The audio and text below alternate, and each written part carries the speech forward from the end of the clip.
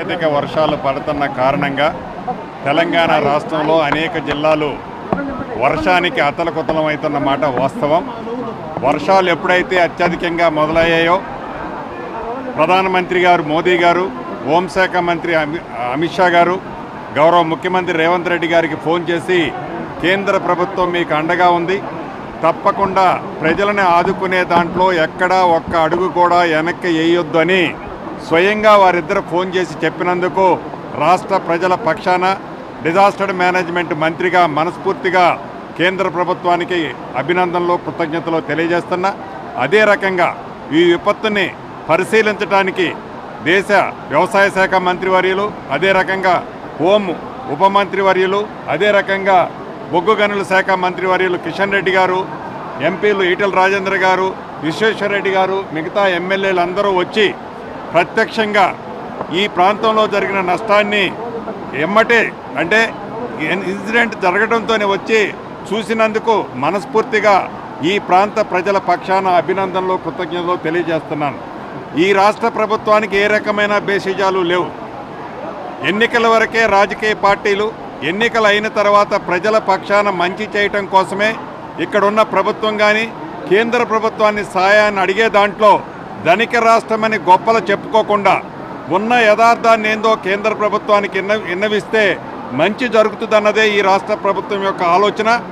ఆనాడు ప్రధానమంత్రి హోదాలో మోదీ గారు వచ్చినప్పుడు కూడా గౌరవ ముఖ్యమంత్రి రేవంత్ రెడ్డి గారు కూడా కలిసి బడేబాయ్ అన్నందుకు ఏదైతే ప్రధాన ప్రతిపక్షం అని చెప్పుకుంటున్నా ఆ ప్రతిపక్షం దాన్ని కూడా రాజకీయ రంగు పులిమింది. ఇది దురదృష్టకరం. ఈనాడు కూడా ఇంత విపత్తు పరిస్థితుల్లో కూడా రాజకీయ లబ్ధి పొందాలనే తపన పడుతుంది తప్ప ప్రధాన ప్రతిపక్షం ప్రజల పక్షాన పోరాటం చేయాలి, ప్రజలకు మంచి చేయాలనే తాపత్రయం లేకపోవటం చాలా దురదృష్టకరం, బాధాకరం. ప్రాథమిక అంచనాల ప్రకారం రాష్ట్రంలో సుమారు 5,438 కోట్ల నష్టం జరిగినట్టు గౌరవ ముఖ్యమంత్రి గారు ఈ వివిధ శాఖల ద్వారా సేకరించిన వివరాలని కేంద్ర ప్రభుత్వానికి ఇప్పుడే పంపించడం జరిగింది. యథార్థం ఇంతకుముందు కిషన్ రెడ్డి గారు చెప్పినట్టు గత ప్రభుత్వంలో ఆనాడు కేంద్ర ప్రభుత్వం సుమారు 1,348 కోట్లు విపత్తు వచ్చినప్పుడు వాడుకోవాలని డబ్బును పంపిస్తే ఆనాటి ప్రభుత్వం ఆ డబ్బును వాడుకోకపోవటం దురదృష్టకరం. ఇది రాజకీయ వేదిక కాకపోయినా నిజాలు ఒప్పుకోవాల్సిన అవసరం ఉంది.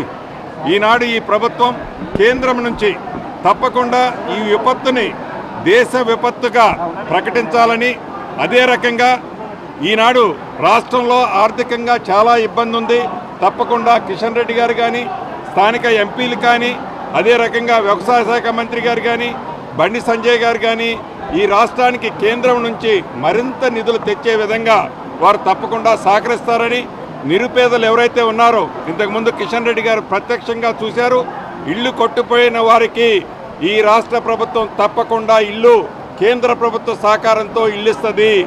ఏదైతే రేపు సోమవారం మొదటి విడతగా తప్పకుండా కేంద్ర రాష్ట్ర ప్రభుత్వాలు మొదటి విడతగా మీ అకౌంట్లో మొదటి విడతగా కొంత డబ్బు కూడా రేపు ఉదయం బ్యాంకు ఓపెన్ అవడంతో వేయటం జరుగుద్ది. ఒకటి నిజం, కేంద్రం కానీ రాష్ట్రం కానీ ఈ రెండు ప్రభుత్వాలు ప్రజల కోసం ఉన్న ప్రభుత్వాలు. ఎన్నికల వరకే రాజకీయ పార్టీలు కానీ విపత్తు వచ్చినప్పుడు రాజకీయ పార్టీలకు అతీతంగా కేంద్ర ప్రభుత్వ సహకారము, సహాయము ఈ రాష్ట్ర ప్రభుత్వం తప్పకుండా ఆశించుద్ది. దానికి పూర్తిగా సహకరించే విధంగా కేంద్ర మంత్రివర్యులు కానీ కేంద్రంలో ఉన్న ఎంపీలు కానీ తప్పకుండా ఈ రాష్ట్రానికి సపోర్ట్ చేయాలని ఇప్పటికే చేస్తున్నారు. మనస్ఫూర్తిగా వారిని అభినందనలు, కృతజ్ఞతలు తెలుపుతూ సెలవు తీసుకుంటున్నారు.